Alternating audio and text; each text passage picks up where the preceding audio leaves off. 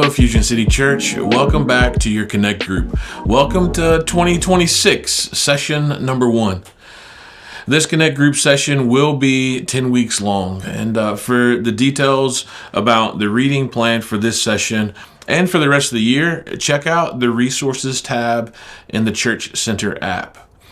You'll find the Resources tab in your Connect group. And once you find the resources, click on Me Time to find this year's detailed schedule. With today being the first group gathering of the session, we want to take the opportunity to discuss group expectations. In just a moment, I'll invite you to pause the video and discuss some questions together. As a group, think of it like a family meeting. There are 3 questions that I would want every person to answer. So jot these down and then pause the video, and I want you to go around the room one by one and answer them. What are your personal expectations for this group? Do you commit to being here every week? Does everyone, or do you agree to study and prepare the Me Time notes before each Connect group gathering? And take note of 2 more questions that, these are just simply asked to the group. Is the way that we handle childcare for this group working for everyone? And is the way that we handle food planning and mealtime working for everyone? Okay, now that we have all 5 questions, pause the video and discuss them with your group.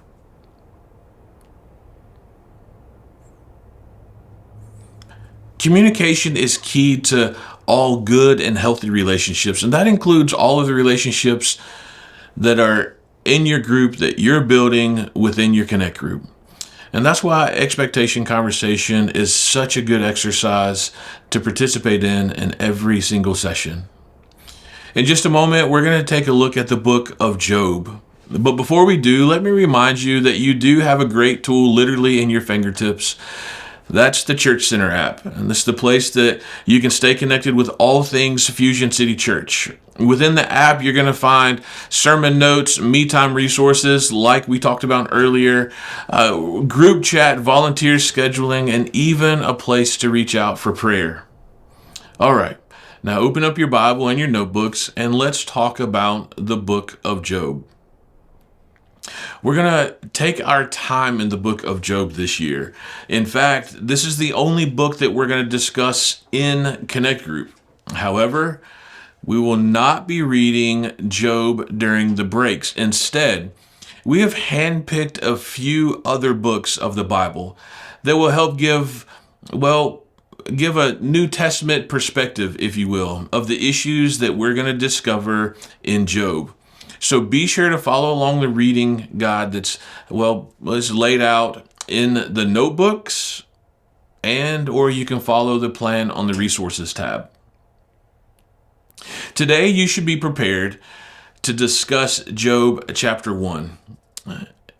And it is particularly helpful to use the Me Time study guide when we're studying a new book of the Bible. It establishes some fundamental information that can help us keep us grounded so that we can progress through the book on purpose. So some of the initial Me Time questions is who wrote it, who did they write it to, when did they write it? And I trust that some of you explored some of those questions and you might have found it somewhat difficult to pin down some of the exacts of those questions. But here's really what I would like for you to take away from the initial Me Time, the meaning, investigating a little bit about the book. That Job, the person Job, he lived about the same time as Abraham, Isaac, and Jacob. That's one of the reasons we picked up the book of Job, because it fits the storyline of the book of Genesis that we spent all last year discovering. So now that you know that Job, the person Job, fits the storyline of Abraham, Isaac, and Jacob, I want to give you one more foundational truth from the book of Job in chapters 1 and 2 that I really want you to remember as we're exploring the chapters to follow. If you'll see in Job chapter 1, verse 1, it says, "There is a man in the land of Uz whose name was Job, and that man was blameless, upright, fearing God, and turning away from evil." In chapters 1 and chapter 2, this is repeated at least 3 times. We see that in chapter 1, verse 1, chapter 1, verse 8, chapter 2, verse 3. It's repeated, and repeated things matter. As you begin to explore chapter 3 and 4 and the rest, you're going to want to be reminded that Job was blameless. Accusations are coming. Questions are going to start popping up. We're going to start wondering ourselves what kind of man Job really was. But we know, if we remember, Job chapter 1, verse 1, verse 8, chapter 2, verse 3, he was blameless, upright, fearing God, and turning away from evil. Now, go and discuss the rest of chapter 1 and chapter 2 with your group. There's a lot to unpack, and I just really had the time to help build a foundation, not just for today, but for the rest of the year.